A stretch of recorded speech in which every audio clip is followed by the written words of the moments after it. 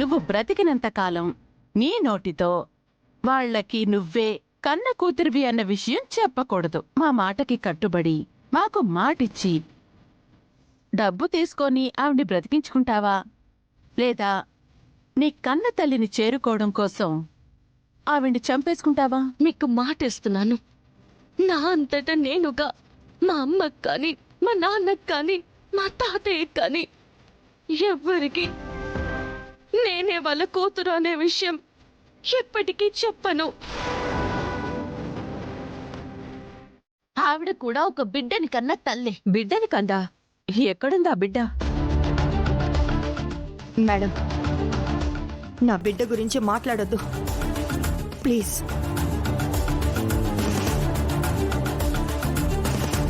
20 ఏళ్లుగా వెతుకుతున్నావు, నా బిడ్డ వస్తుంది నా బిడ్డ వస్తుంది అంటూ. వచ్చింది లేదు, ఏమీ లేదు.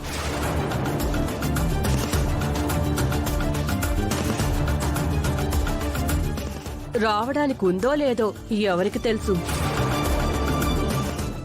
మేడం, నాకు తెలిసి రోడ్డు పక్కన కుక్కలు ఆ కారు కింద ఈ కారు కింద పడి చస్తూ ఉంటాయి కదా, అలానే దీని బిడ్డ కూడా ఏ లారీ కిందో పడి దిక్కుమాలని చావు చచ్చుంటుంది.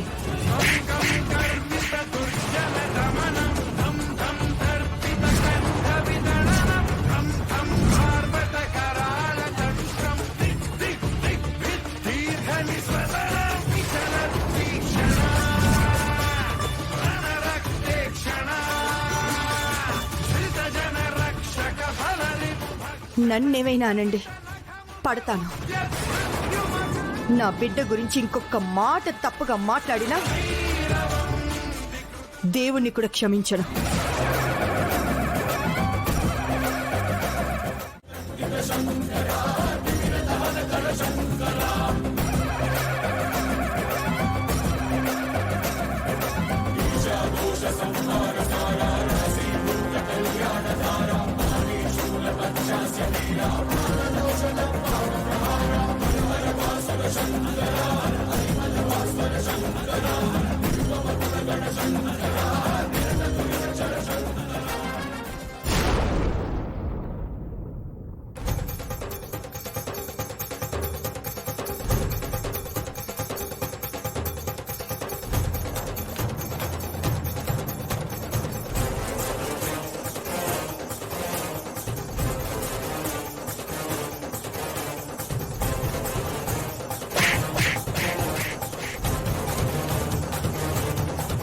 నన్నేమైనా అనండి, పడతాను. నా బిడ్డ గురించి ఇంకొక మాట తప్పుగా మాట్లాడినా దేవుణ్ణి కూడా క్షమించను.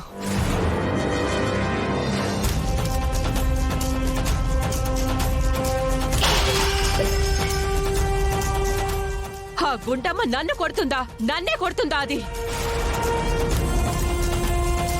ఏంటి అసలేం జరిగిందని? నాకు అవమానం జరిగింది. నా ముందు కాలేజీలో చేతులు కట్టుకుని నిలబడే స్థాయిలో ఉన్న ఆ గుండమ్మ మీ కోడల్నే చెంపదెబ్బ కొట్టింది.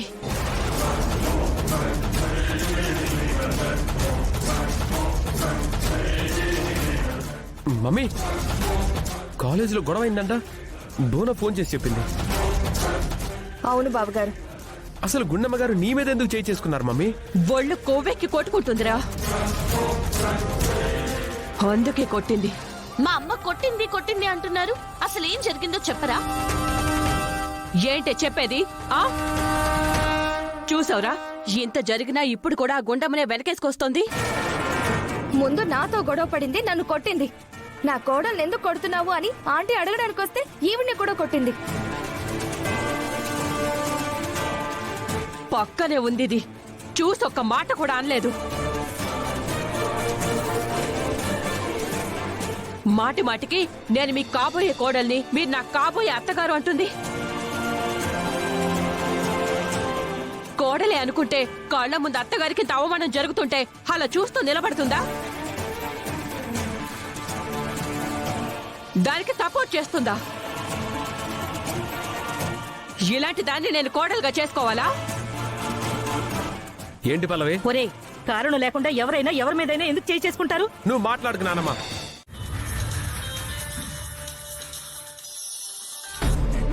బేబీ నువ్వా? నేనే నీకు కాల్ చేద్దాం అనుకుంటున్నాను. ఈ లోపల నువ్వే ఫోన్ చేశావు. దేనికి మమ్మీ? కాలేజ్లో గుండమ్మతో గొడవైందంట కదా, అది నీ మీద కూడా చేయి చేసుకుందంట కదా. నా మీద మాత్రమేనా, సుమలత ఆంటీ మీద కూడా చెయ్యి చేసుకుంది. దానికి ఇప్పుడు తగిన ఫలితం అనుభవించబోతుంది. ఏంటి నువ్వంటుంది? అవును మమ్మీ, గుండమ్మ నా మీద చెయ్యి చేసుకున్నందుకు ఆంటీ చాలా కోపంగా ఉన్నారు.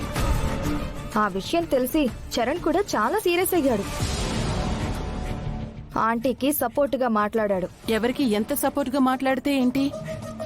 ఈ విషయాన్ని కూల్ చేయటానికి అక్కడ గుండమ్మకి పల్లవికి సపోర్టుగా తోకలున్నాయి కదా.